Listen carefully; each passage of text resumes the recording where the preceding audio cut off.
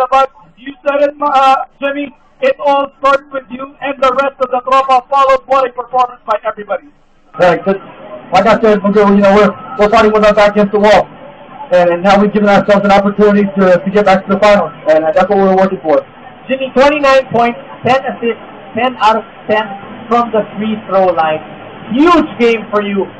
I talked to you at the beginning of the ball game, and you said, there is a psychological advantage by Petron. Still, now do you still feel the same way, or do you guys now have the advantage? To be honest, John, it's 50-50. We both have one opportunity to get back to the finals. So, all the X's and O's, all that's thrown out the window now. It's going to be a matter of who wants it the most. This building is definitely going to be rocking and rolling come Wednesday. What should we all expect, Jimmy? A war. It's been like that. You have two great teams, a lot of great players on both sides, out here fighting it out, giving everything they have. So, we're looking forward to Game 7. Congratulations once again, Jimmy. Thanks, guys. Sudden death come Wednesday. At sa ngayon, pumunta muna tayo sa press room.